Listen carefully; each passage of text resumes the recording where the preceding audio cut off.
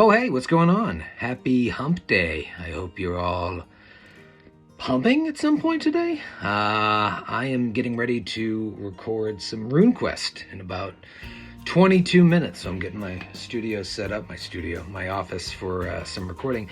But while I was moving stuff around, I found this book that I used to read over and over and over again. It was recommended to me by the guy that worked at PR at Caroline's when I was a bartender there. We became really good friends. He'd always go straight to the bar after work and we'd chat, and he knew I was a real go-getter trying to get my acting and comedy career going. He's like, "Oh, have you ever read The Success Principles by Jack Canfield?"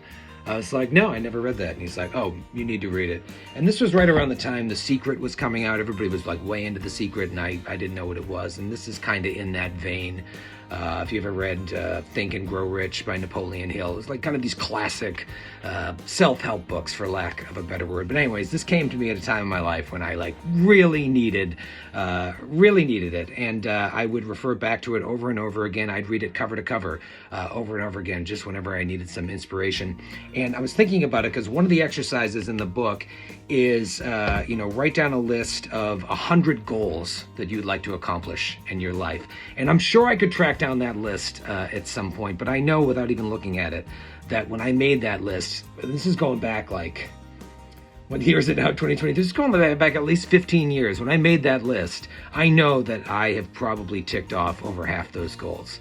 And some of them were like Win Academy Award, I haven't got that yet. There's still time, but a lot of them, I've definitely checked off. And then I was thinking about one of them in particular was sign with a major agency. I could not get a legit agent to save my life. I had some managers that would get me some auditions, but I was never able to score a legit agent. So it was sign with one of the big five, either William Morris, Endeavor, which at the time, this shows you how old this list was. They were still two separate entities. Now they're WME. So William Morris, Endeavor, UTA, CAA, or ICM. I was like, that's it. One of the big five.